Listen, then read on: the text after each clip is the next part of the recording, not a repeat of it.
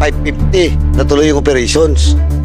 Di ba yun? After ng operation na yun, so-called legitimate, baka nakamaskarading mga yun, o nakabunet, wala siyang sinabi dito.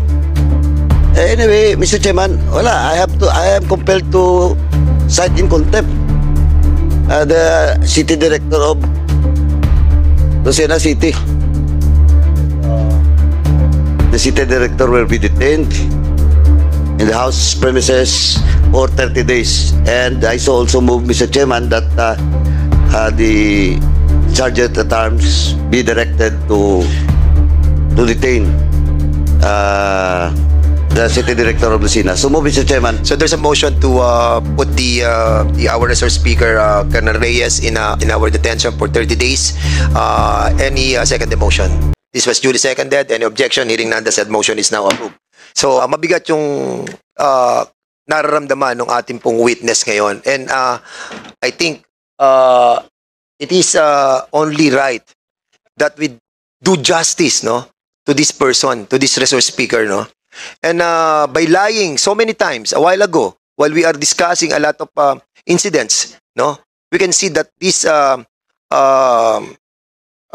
person, no, yung former chief of police ng Quezon, huling-huli naman natin na nagsisinungaling. And it is upon the motion of this body na mabigyan po natin ng hustisya at mabigyan natin ng proteksyon ang ating pong hearing na to. Any motion? Mr. Congressman Nakop. In order for me to vote properly, may I be allowed to ask some questions from the Chief of Police? Yes, Chairman Nakop, go ahead. Thank you. Hepe, 3:15 yung pagpasok doon sa bahay ni Jonathan, di ba? Yes po, sir. Yun po yung sinabi ni Ma'am Renelyn, sir. Tapos yung 5:50 doon sa isa. Yes po, sir.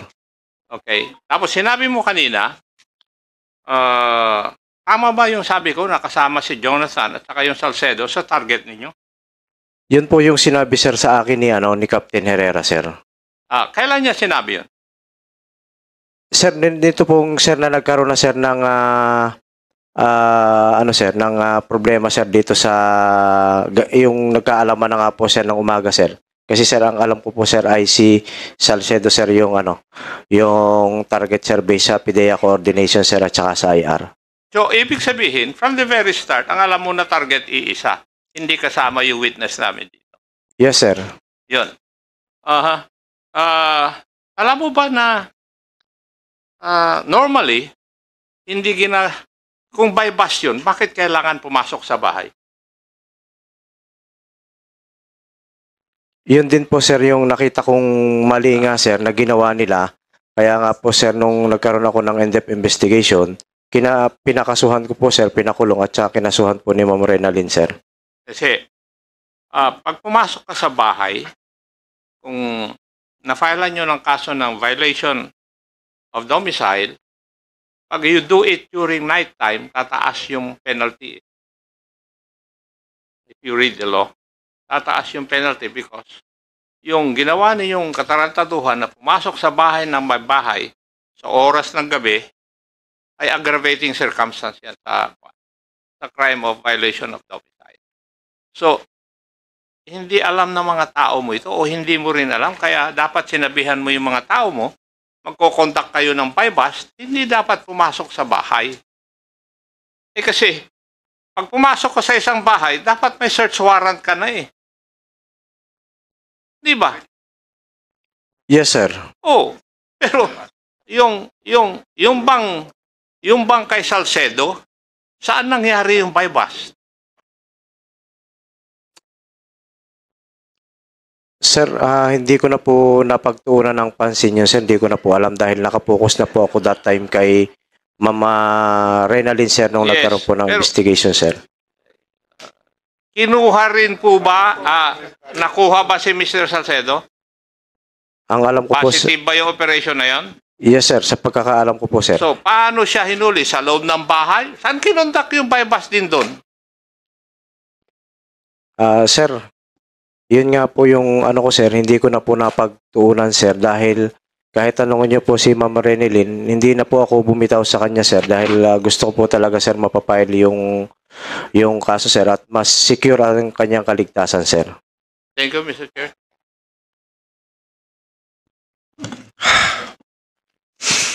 Hindi ko alam kung anong gagawin namin sa'yo.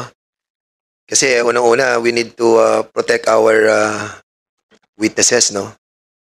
And being the head of the station of Lucena during that time, and considering that the 8 accused who are now held in your station and will be magbe-bail siguro afterwards, I think it's incumbent upon us, no, to protect our witness. Chairman. Yes, Actually, Chairman, ako, naubos na yung pasensya ko eh. Kahit sabihin ni CD na yung dalawang target, nag-usapan pagkatapos. Pero etong salaysay niya, he never even mentioned dito na 550 na tuloy yung operations. Di ba yun? After ng operation na yun, so-called legitimate, baka nakamaskarading mga yun, o nakabunet, wala siyang sinabi dito. Anyway, Mr. Chairman, wala. I am compelled to cite in contempt the city director of Lucena City. So move, Mr. Chairman. so there's a motion to cite in contempt the former chief of police of Lucena in the name of Colonel Reyes. Any second the motion? Duly seconded. Any objection? Hearing none, the said motion is now approved.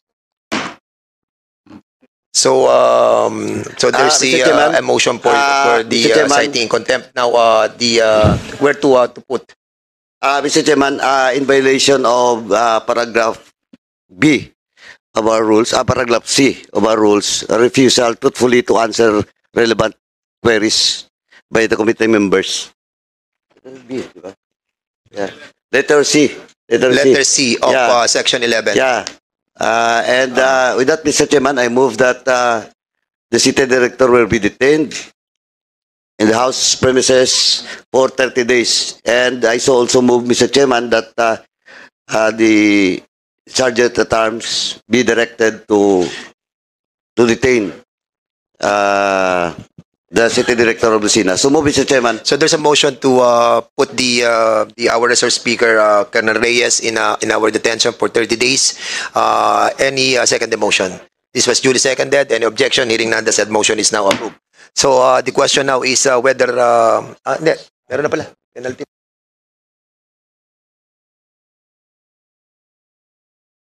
Also the former chief of police of Lucena will be put in our custody in the premises of the House of Representatives. So ordered.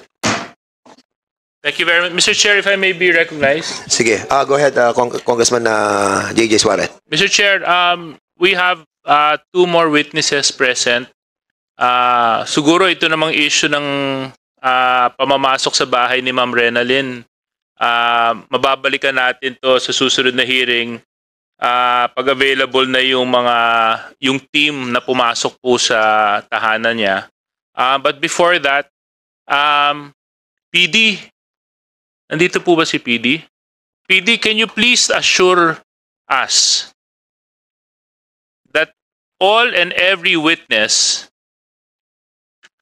that will put their life on the line here in this August Hall, in this committee, in Congress, will be protected by the PNP? Yes, sir. I will personally ensure the safety. Actually, sir, my first marching order dun sa pumalit na OIC to protect all the witnesses, Your Honor. Oo nga eh. Problema, pulis pang pumasok sa loob ng bahay. And that only confirms, Congressman JJ Suarez, that the allegations of our witnesses that yung mga pumasok sa kanila ay mga pulis na nakabonet, it only confirms our suspicion that indeed nagsasabi ng totoo yung ating mga witnesses. And that saddened us, ako, personally, nalulungkot ako. Because, again and again, sasabihin namin sa inyo, together with all the members that have talked with the Chief PNP, talagang we promise that we will cleanse our organization. But we will refrain, di ba, from doing what we did. But we are compelled to do something to protect the interests of this committee. Thank you very much, Mr. Chair. Can we recognize Mr. Gina Recto at saka si Mr. Albuen Quintino? Oo.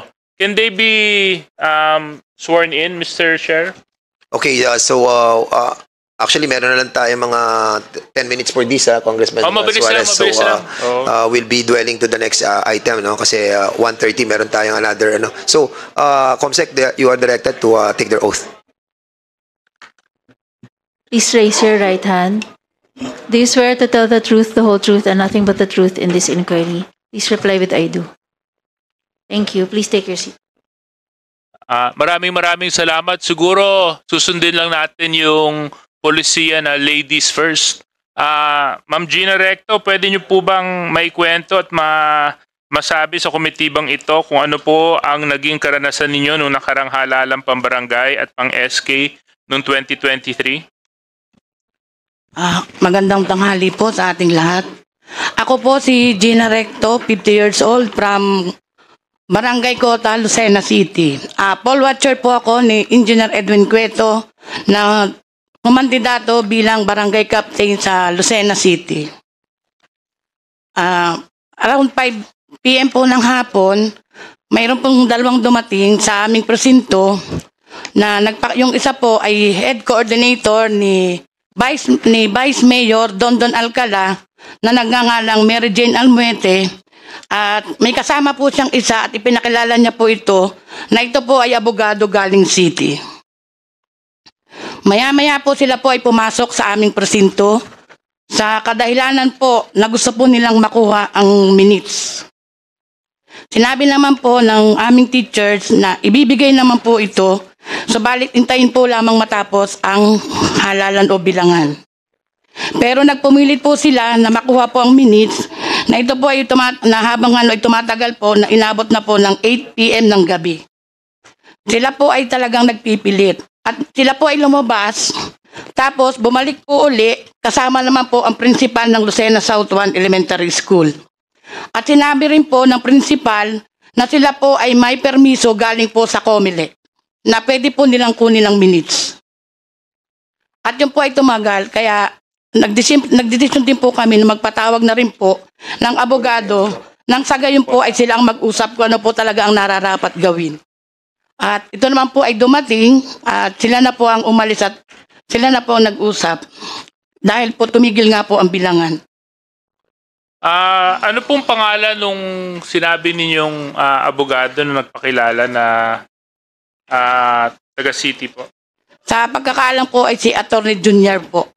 Attorney? Junior? Attorney Hunyar. Oh, Junior po. Mr. Chair, kung very quick na lang to, wrap up na ako. Comsec, is the HR department head, was the person invited to this committee? Yes, we have invited, So, what's the reason why she's not here? Dito? Dito pa lang HR ng Lucena. Nandito so, ba? You can ask question, Okay. Congressman Suarez. Ma'am, magandang tanghali po sa inyo. Ma'am, have you been sworn in? The Comsec is hereby directed to take the oath of the HR of Lucena.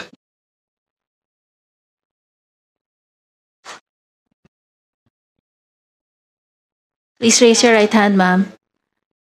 Do you swear to tell the truth, the whole truth, and nothing but the truth in this inquiry? Thank you. Please take your seat.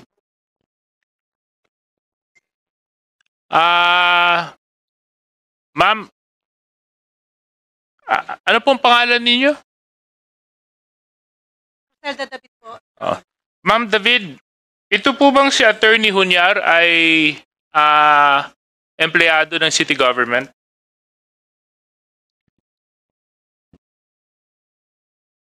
No, Your Honor. Ha? Hindi po. Hindi po. So, ang sinasabi po ninyo, Ma'am Recto, ito pong Hunyar ay nagpakilala na taga-city. Pinakilala po siya ng head coordinator ni Vice Mayor Dondon Alcala na si Mary Jane Almuete na ito po ay abogado galing city. Ano pong pangalan? Nung head coordinator po, si Mary Jane Almuete. To the HR, can you confirm kung ito pong pangalan na binigay ay isa sa mga empleyado ng city government?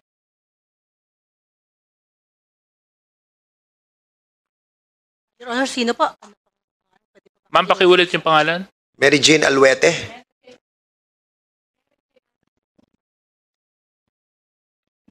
Yes, Your Honor. Empleyado po siya ng city government. Ano pong position niya sa city government? Your Honor, I will check my record po, pero siya po ay administrative aid. Mr. Chair, can I ask that we subpoena the records lang nung lahat ng mga casual J o empleyado ng city government para lang ma-check natin yung mga pangalan kasi marami mga binabanggit dito na mga pangalan magsimula pa nung nag-umpisa tayo ng hearing 3 weeks ago. So we just wanted to make sure na lahat ng mga pangalan ay nandoon starting 2022. So move, Mr. Chair. So there's a motion to subpoena Duces Testipacandum. Duces Tecum. Duces Tecum. Duces Tecum pala. Duly seconded. Then objection. Hearing none, the said motion is now approved. Submit all the documents pertaining to the query of Congressman Suarez, please. Nung nagpakilala po sila, napatigil po ba ang bilangan? Opo. Comelec, is this legal? No, Your Honor. Hindi po pwede. Naipatigil po ng any lawyer po yung junior na ang private individual ipapatigil po yung bilangan. So ano po mga instances pwede ipatigil ang bilangan? Ang instance po na pwedeng mapatigil ang bilangan, Your Honor, kung halimbawa po mayroong act of terrorism, sabotage, or mga incident, calamities, ganun po. Yun po yung mga instances na pwedeng mapatigil ang bilangan na pwede pong i-report po sa COMELEC po. So therefore, dito, sa binabanggit ni Ma'am Gina Recto, hearing distance ka naman, doon sa mga nabanggit mong instances, may pumapasok ba doon na act of terrorism at legitimate reason para mapatigil ang bilangan? Wala po, Your Honor. So therefore, you can conclude na yung pagpapatigil na yon is illegal? Yes, Your Honor. And contrary to the rules of COMELEC? Yes, Your Honor. And against our election code? Yes, Your Honor. Thank you very much. Pwede pong Yes, patay na lang ng mic? Oo. So, napatigil po yung bilangan ayon sa iyo, tapos pakituloy lang po yung kwento. Yun nga po, tumatagal po yung oras, kaya po nag-decide na po na magpatawag na rin po ng abogado. Nang sa gayon po ay sila na po ang mag-uusap. At nung dumating po yung abogado, lumabas po sila, yun naman po ang prinsipal ng Lucena South 1 ang bumalik. So, mga ilang oras po napatigil ang bilangan? Nasa 5 po. Ilang oras po napatigil yung bilangan? From 8 to 10 na po. 8 to? 10 na po ng gabi. 2 hours? 8, 9, 10. 8 na 3 hours po. Hindi. 8 to 9, 9 to 10. 8 po nag-umpisa na matigil na. Nag-umpisa po uli kami magbilang ay 10 o'clock na po. 2 hours. So maraming salamat. Mr. Chair, can we please invite the lawyer who introduced himself as coming from the city, Attorney Hunyar. What's the first name kaya nitong Attorney Hunyar? Hindi na, kilala ba na HR? Yung Attorney Jerome. Jerome Hunyar. Jerome. So we'll be asking the Secretary, the COMSEC to find this lawyer, Attorney Jerome Jr. for the next hearing. Kaso lang, balikan ko lang HR. Ma'am, sinabi nyo wala po kayong Attorney Hunyar na nasa employees list ng city? Your Honor, as per record po, namin ay wala po. Okay. So kaso lang, ang pagpapakilala sa'yo, taga-city at may kasamang coordinator, tama? Opo. Okay. Maraming salamat. Okay. Last na po, Mr. Chair, at alam kong nag-iinit na po si Attorney Ann. Kita nyo naman, nakapula.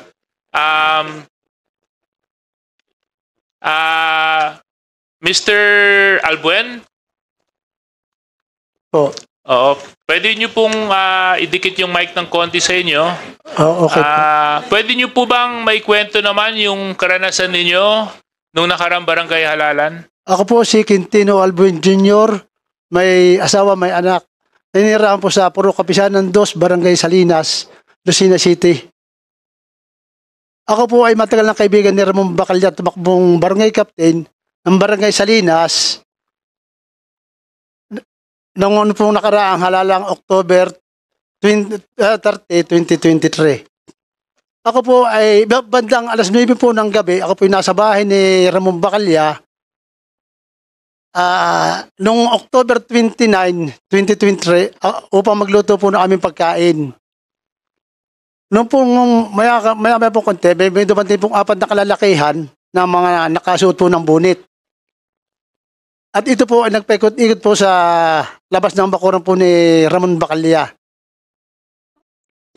Tumakal po ng mga humigit ko muna sa 30 minuto, bigla po umalis na po yung aban na nakalalakihang na armado na nakabunit.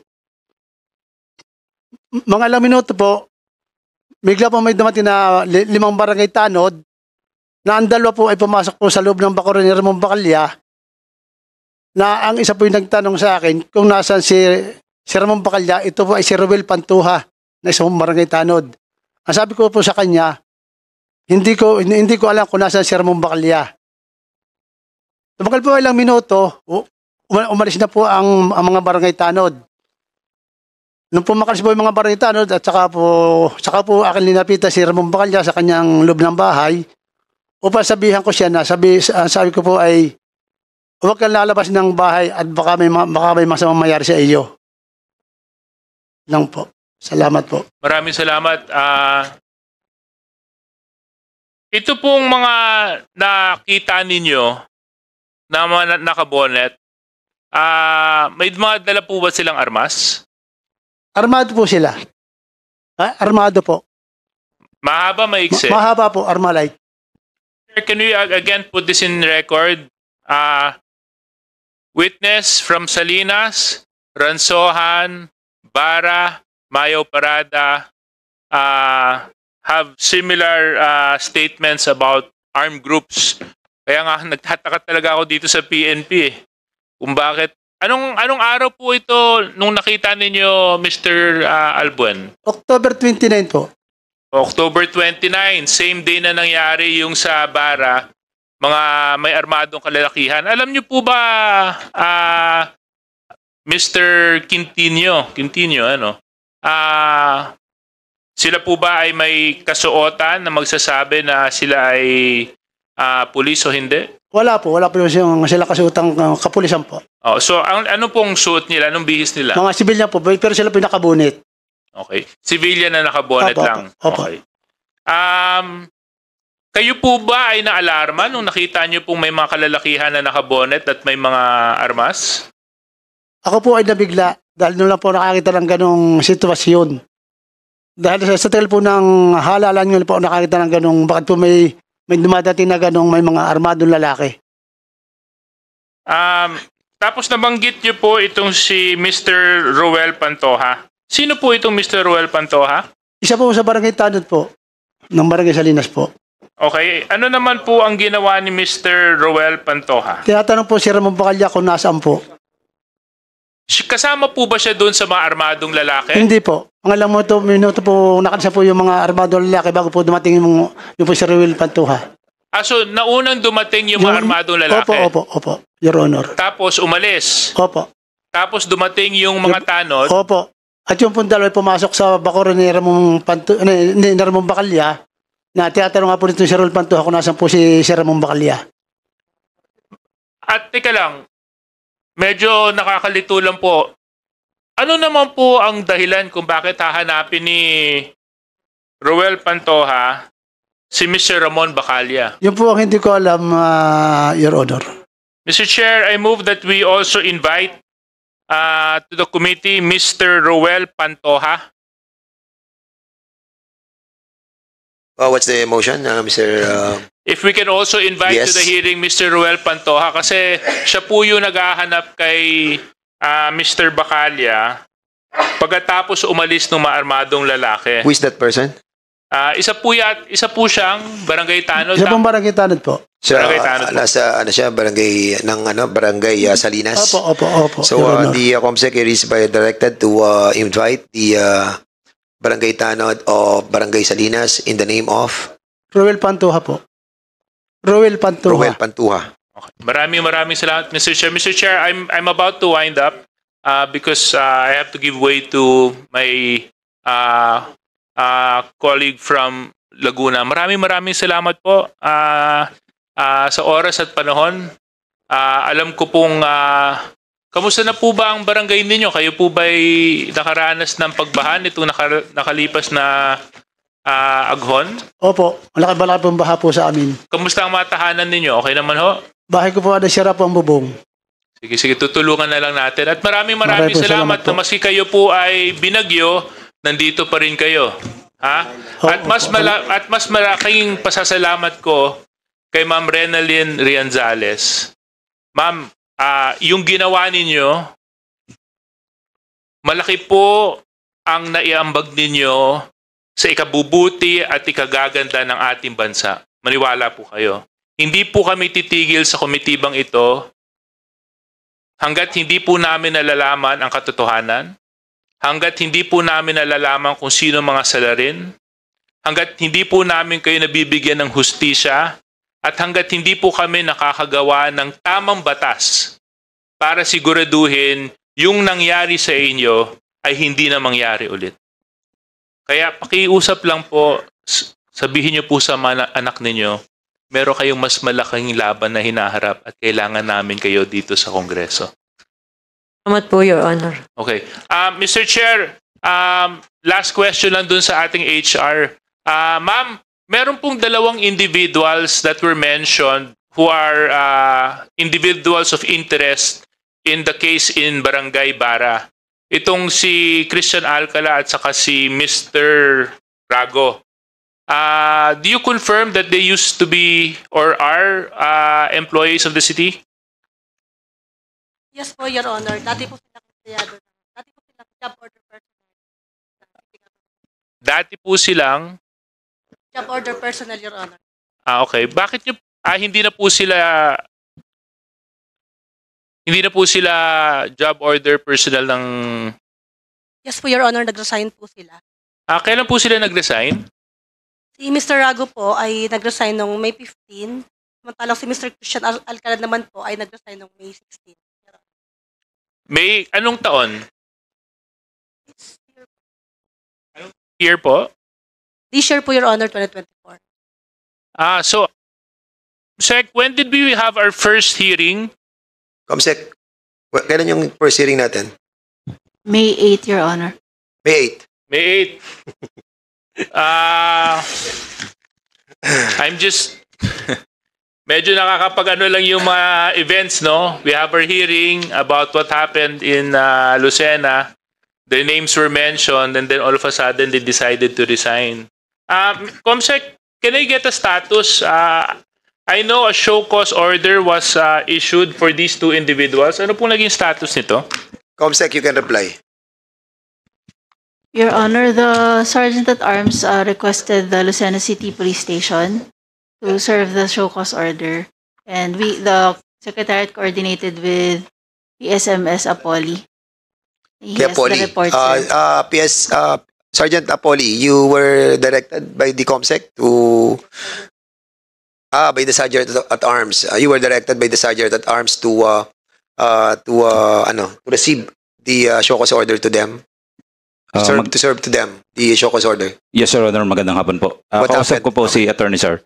Yes, Your Honor. Bali po yung kay Ma'am Amelia po. Nandito na po siya. Na-receive po niya yung show cause order. But po si Christian Alcala po, despite po na nandun po yung tropa, kanina po magkausap po kami nung nag-hearing po tayo dun sa bar. Meron pong mga conversation na ayaw pong i-receive kay yung pong kay Christian nung kaanak. Yung po naman kay Rago po, wala po dun sa bahay, pero dun pa rin po siya nakatira sa Don Victorville. Okay, so yung kay Alcala, merong exchange of communication. Yes, Your Honor. Mayroon po akong yung pong kasamahan ko po na PNP Lucena. Nandun po sa Bara. May kasama naman po silang barangay official. Meron din pong, sabi ko nga po ay may picture para po may katibayan na nandun po sila. Ayaw pong i-receive nung family po, Your Honor. Okay, meron ka ng mga documents pertaining to that allegation mo na nakuha na sila ng picture? Yung pong nasa akin po, pinadala po sa akin yun po. Sabi ko po kay Ma'am Comsec po ay tsaka po kay attorney. So with that, screenshot ko po at papadala ko po. Okay, so we have invited, di ba? Invitation lang, di ba? Show cause na ba 'yon? We issued already a show cause order. So now that parang they are evading the show cause order. So what is the pleasure of the body? Okay, we need the motion for that. Okay, there's a motion. Congressman Ako, please. May I move that we issue a subpoena to those persons who did not answer to our show cause order. So move, Mr. Chair. So there's a motion to Second, Mr. Chair. issue a subpoena to the following resource persons. Si Christian Alcala and Cesar Rago. Any second the motion? Duly seconded. Any objection? Hearing none, the said motion is now approved. Okay, so lastly. Mr. Chair, siguro hanggang doon na lang muna tayo at I'm pressed for time, but maybe the good committee can schedule a hearing in the soonest possible time para may pagpatuloy lang natin yung investigation and hearings natin dito po sa nangyari sa Lucena City last barangay elections. We will, Congressman J.J. Suarez.